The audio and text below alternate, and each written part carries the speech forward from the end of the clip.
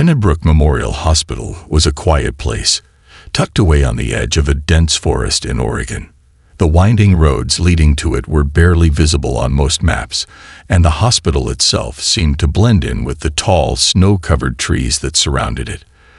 The place had an air of isolation, almost as if the world outside didn't quite touch it. In the winter, the snowflakes danced slowly in the cold air, settling gently on the hospital's roof and windows.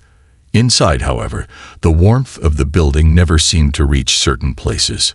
Room 218 was one of those places. Located at the end of a long, dimly lit hallway, it was seldom spoken about. The hospital staff rarely mentioned it, and when they did, it was in hushed tones. It wasn't because of any medical condition or patient that made room 218 special, but because of something far more unsettling. There was an unspoken rule among the nurses. Patients placed in that room rarely survived. No one knew exactly why. Some chalked it up to coincidence. Others whispered that the room itself was cursed. The air in room 218 was always cold, no matter how high the thermostat was turned up. The heat never seemed to reach the farthest corners of the room, where the shadows clung tightly to the walls, refusing to leave. Even the machines in the room hummed with a kind of solemnity, their soft beeping echoing against the walls like a warning. The nurses, used to the strange atmosphere, avoided the room when they could. They moved quickly in and out, completing their tasks as swiftly as possible. But there was one exception. The overnight staff. The night nurses especially had learned to avoid lingering outside this room. The energy around it was different, and they knew better than to question the feeling that seemed to hang in the air. Caroline Jacobs, a former elementary school teacher, sat in the recliner beside her daughter Lucy's bed in room 218. Caroline had given up everything to be here. She had left her job, her home, and her life as she knew it to care for her daughter, who had been fighting for her life in the hospital for weeks. 7-year-old Lucy had fallen ill unexpectedly, and despite all efforts, her condition had only worsened. Her once bright eyes were now dull, and her pale skin seemed almost translucent. The doctors had done everything they could, but there was no progress. The machines around her were the only signs of life, their soft beeping the only sound in the room. For days, Lucy hadn't spoken. She hadn't opened her eyes. She hadn't moved at all. Caroline had stopped asking questions after the first few days. She had stopped hoping for a miracle. All that was left was the counting of breaths, the steady rise and fall of Lucy's chest as she slept, or as it seemed. The doctors had called it a waiting game, but Caroline knew it was much more than that. She was waiting for the inevitable. Outside the window, the snow continued to fall in slow, steady spirals, painting the world in a blanket of white.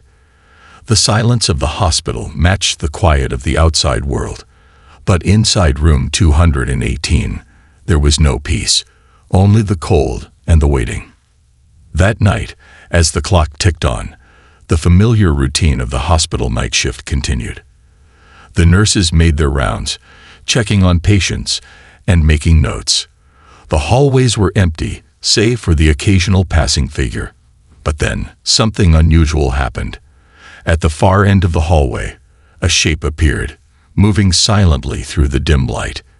It was low to the ground, its steps purposeful, its movements steady. The nurses, who had grown used to the quietness of the hospital, didn't immediately notice. But then the figure appeared in their line of sight. A black and white dog, soaked from the snow and moving with a calm determination, appeared at the end of the hall. It was strange, almost out of place, but no one questioned its presence. It wasn't a service animal. It wasn't supposed to be there at all. Yet it moved with a quiet confidence, as though it belonged. The security cameras, which monitored every corner of the hospital, never caught the dog's arrival. One moment, the hallway was empty, and the next, the dog was there, standing at the door to room 218. Daniel, the night nurse, was the first to see the dog. He was used to the strange and the unexpected, but this was different. The dog didn't bark. It didn't make a sound. It simply walked past Daniel, moving with purpose toward the door of the room where Lucy lay. There was something about the dog's presence that felt familiar, as if it had been expected. Daniel stood aside, almost as if guided by a force beyond his understanding, and allowed the dog to pass. When the dog reached room 218, it paused for a moment at the door, its eyes locking onto the dimly lit space inside. It stood still for a long second, almost as though it was waiting for something. Then, without hesitation, it entered the room. Caroline, half asleep in the recliner, stirred as the door creaked open. At first, she thought it was one of the nurses coming in to check on Lucy, but when she looked up, her heart stopped. There, standing at the foot of Lucy's bed, was a German Shepherd. It looked almost identical to Max, the dog Caroline had raised years ago. Max had been her best friend through some of the toughest times in her life. He had been her comfort, her companion, through everything. And now, here was this dog, standing in front of her, as if summoned by some unseen force. Caroline didn't move. She didn't speak. She just stared, feeling her heart pound in her chest. She couldn't explain it, but in that moment, she felt a connection. The dog's eyes, calm and knowing, met hers, and something inside her shifted. She didn't know what it meant, but she knew, in that quiet moment, that something was about to change. The dog moved forward, as though it had a purpose. With careful movements, it climbed onto Lucy's bed and laid down beside her, its body warm against the coldness of the room. It placed one paw gently over Lucy's tiny hand, and for the first time in days, Caroline saw a shift. Lucy's fingers twitched, just barely, but enough to catch her mother's attention. Caroline's breath caught in her throat. Could this really be happening? Was this dog, was it really the one she had lost so long ago? In the stillness of room 218, as the snow continued to fall outside, something changed. Something was stirring, something that no one could have predicted. And though it was hard to believe, Caroline couldn't help but wonder if this was the start of a miracle. The quiet of room 218 seemed to hold its breath, as if the walls themselves were waiting for something to unfold. Outside, the wind howled through the trees, but inside, the atmosphere was still, thick with anticipation. Caroline sat frozen in her chair, her eyes never leaving the German Shepherd that had somehow found its way into Lucy's room. The dog, which had stepped into their lives so unexpectedly, lay beside her daughter, its warm body nestled against the coldness of the room. Lucy, who had been lying motionless for so long, now stirred slightly beneath the dog's watchful presence. Caroline's heart pounded in her chest. She had known loss, had known the empty space left by the passing of Max, her own loyal German Shepherd. But this dog was different. It wasn't just the resemblance to Max that caught her breath. It was the way the dog seemed to understand. It wasn't a pet. It wasn't just an animal. There was something ancient in its eyes, something wise and knowing that made Caroline feel as though this moment, this strange, inexplicable moment, was more than just coincidence. The room seemed to grow quieter. The machines that had been so steady in their beeping now almost silent in comparison. Caroline could hear her own heartbeat as she watched the dog place its paw on Lucy's hand once more. The moment felt sacred, as if the entire universe had paused, holding its breath along with her. She leaned forward, her eyes fixed on her daughter's face, as though willing her to wake up, to respond. And then, it happened. A soft, almost imperceptible movement in Lucy's fingers. Caroline gasped, not daring to believe what she had just seen. Could it be? Her daughter, who had been still for so many days, her tiny hand trembling ever so slightly, as though acknowledging the dog's presence. Caroline's breath caught in her throat, her hands shaking, as she reached out to grasp Lucy's hand, to feel the warmth that had suddenly returned to her daughter's body. It was a small gesture, but it was enough. The dog, Orion as Caroline had named him in her mind, remained still beside Lucy, its eyes never leaving her face. The weight of the moment hung heavily in the air. Caroline blinked away the tears that welled up in her eyes. She had spent the past few days in a haze of fear and sorrow, but now, There was something else, something that felt like hope, a fragile, trembling hope that had been absent for so long. For a moment, Caroline wasn't sure what to do. The nurses had warned her not to get her hopes up. The doctors had told her to prepare for the worst. But here, in this room, in this impossible moment, something was changing. She could feel it in the very air, thick with unspoken possibilities. It was as if the hospital itself was holding its breath, waiting to see what would happen next. Orion, the stray dog who had wandered into their lives so unexpectedly, seemed to be the catalyst for this change. His presence was calm, steady, like the grounding force of nature itself. Caroline couldn't explain it, but there was something in the way he watched over Lucy, in the way he lay beside her, that made everything feel different. The coldness of the room seemed to dissipate, replaced by a warmth that Caroline hadn't felt in days. The silence around them was no longer oppressive, but peaceful, as though the world outside had stopped just to give them this moment. But even as Caroline felt a glimmer of hope, she couldn't shake the nagging feeling that there was more to this than what she could understand. How had the dog appeared out of nowhere? Why had it chosen room 218? She glanced at the door, half expecting to see someone, perhaps a nurse or a doctor, come rushing in, demanding to know why the dog was in the room. But no one came. No one interrupted the quiet. The minutes stretched on, feeling like hours.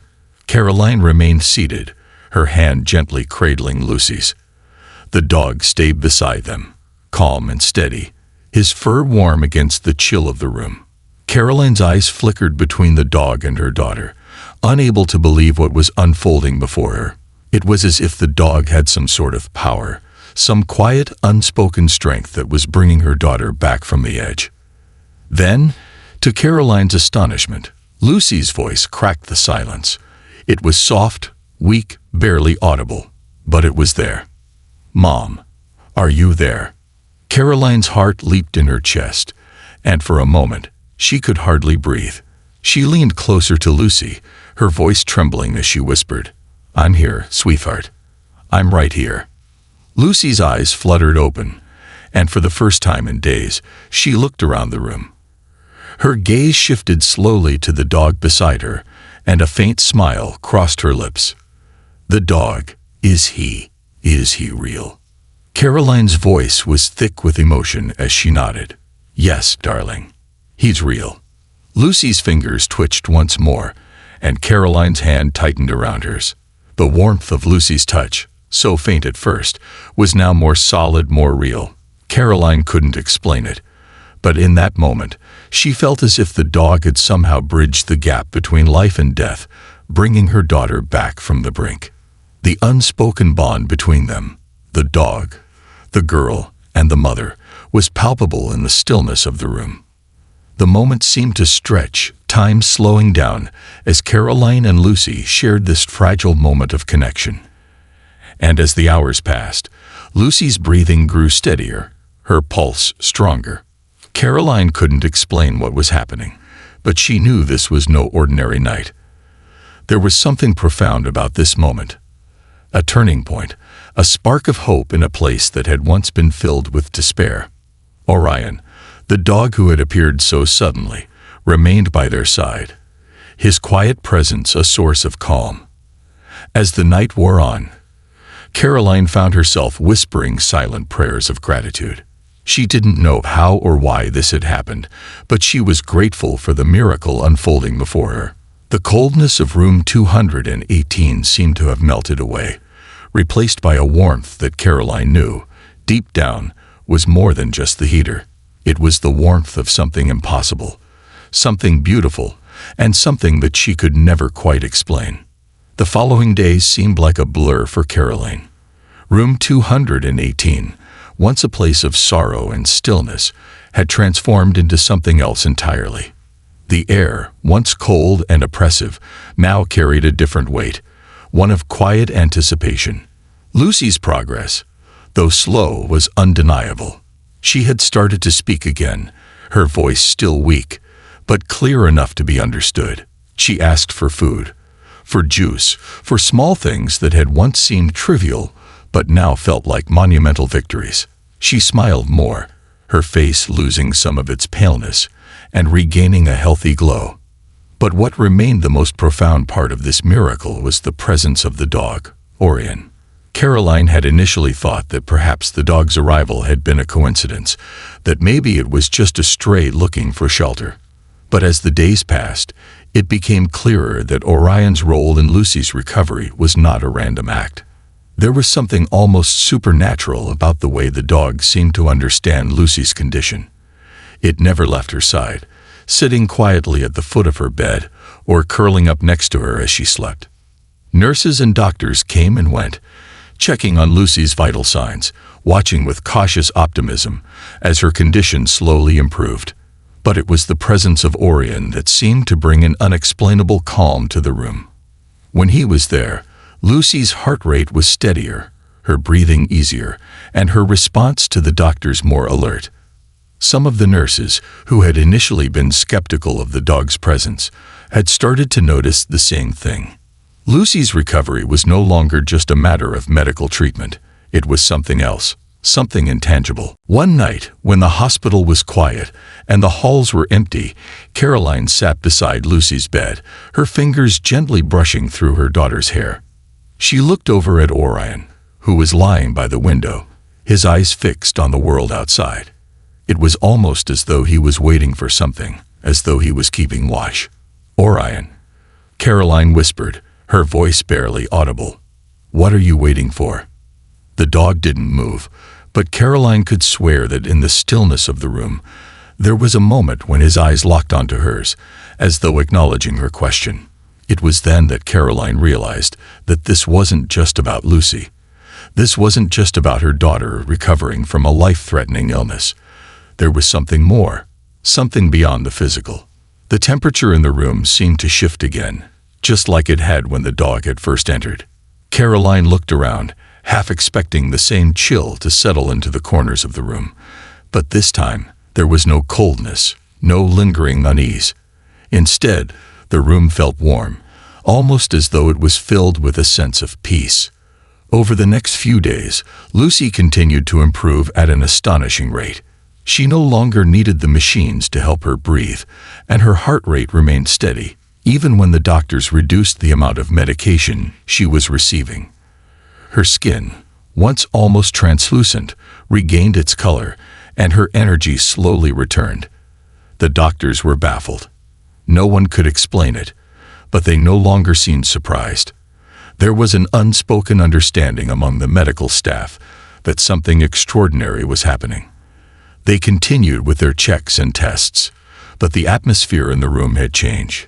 The rigid clinical space had transformed into something softer, something more hopeful.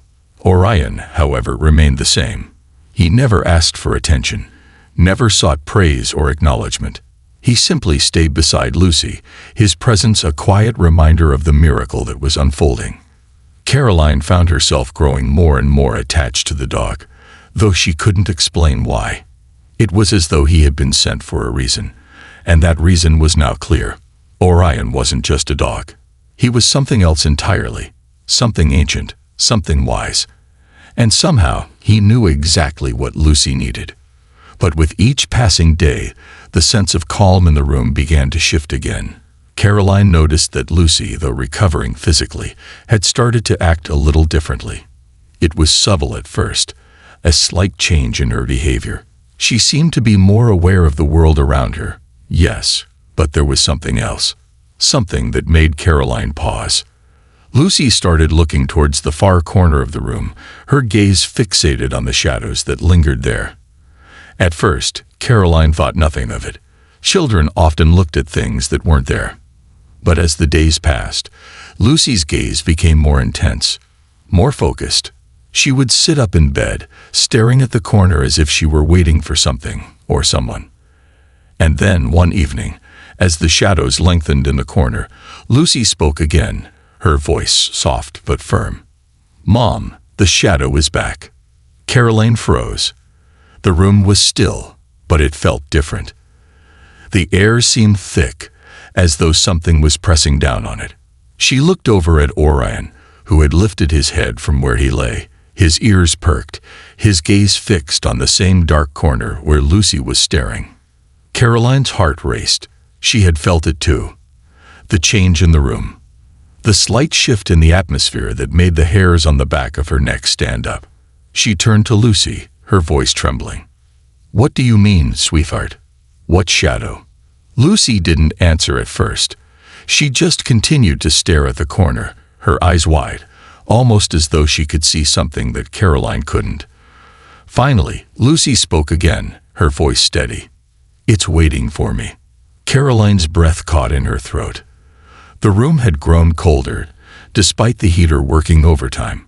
Orion, sensing the change, stood up, his body rigid, his eyes locked on the same corner Lucy was staring at. He took one slow step toward the shadowed area, then another, his posture alert, his tail stiff.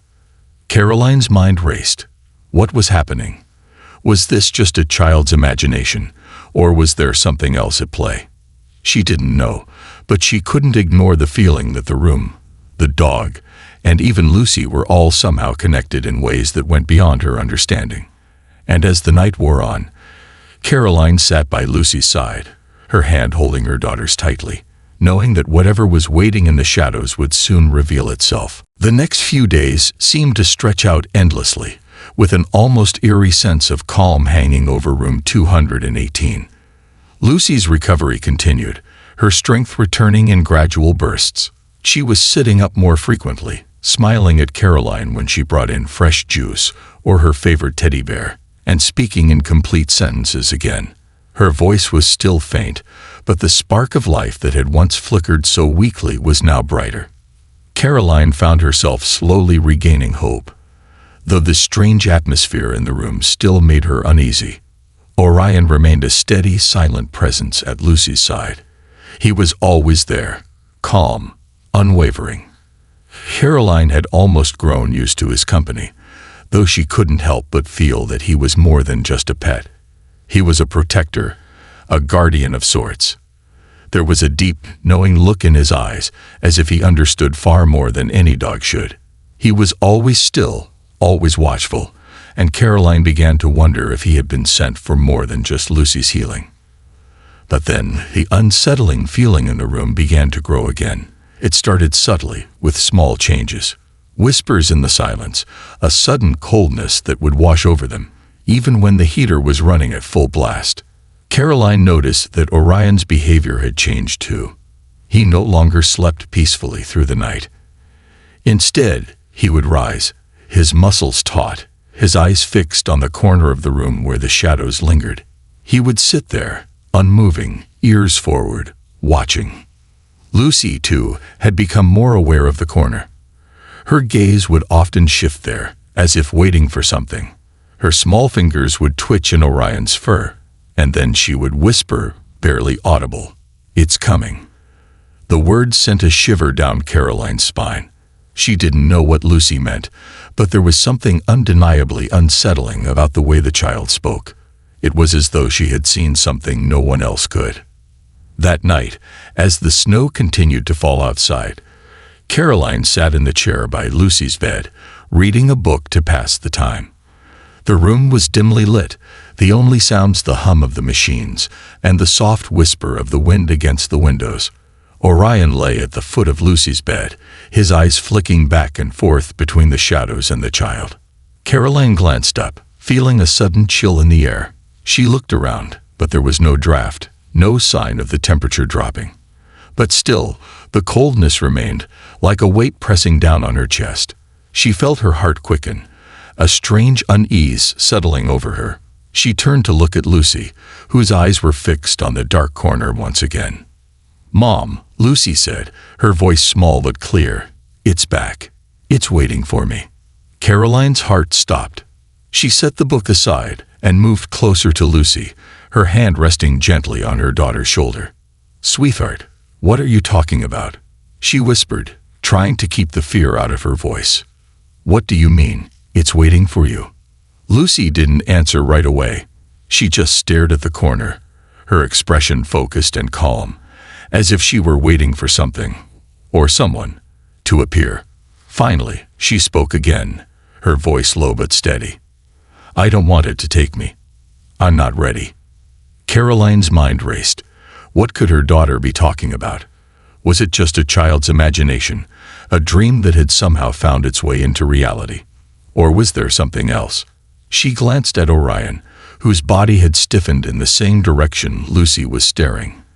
His eyes were narrowed, his body tense, as if preparing for something he couldn't yet see. Suddenly, the air in the room grew colder. It was an intense, biting cold that seemed to seep into Caroline's bones, making her shiver despite the warmth of her blanket. She stood up quickly, her eyes scanning the room for any signs of a draft or change in temperature. But there was nothing. Just the oppressive, unnatural cold that seemed to be building in the corner where Lucy was looking. And then, without warning, the lights flickered. The faint hum of the machines grew louder, the beeping growing more erratic. Caroline's heart pounded as she rushed to check Lucy's monitors. But there was nothing wrong. Her vitals were stable. Her oxygen levels were fine. Everything seemed normal, except the room. The room felt heavy, as though something was pressing in from all sides. Orion suddenly stood up, his fur bristling, and he moved toward the corner, his steps slow and deliberate. Caroline's breath hitched as she watched him, unsure of what to do. She had felt the same tension in the air, the strange energy that seemed to pulse around them. Was it fear, or was it something else, something darker? Then, in a move that startled Caroline, Orion lunged forward, his body crashing into the corner with a snarl. But there was nothing there. No shadow, no presence, nothing to explain the dog's actions. Yet, Orion continued to snap and growl, his teeth bared, his body rigid with anger. Caroline screamed, rushing to grab him, but Orion refused to move. He stood his ground, his gaze fixed on the empty space, as if protecting them from something invisible. And then, to Caroline's horror, Lucy began to convulse. Her body arched, her mouth opening in a silent scream. The machines began to beep wildly, their sounds a sharp contrast to the silence that had filled the room. Caroline rushed to her daughter, her hands shaking as she pressed the call button. "Help! Help!" she cried, but no one came.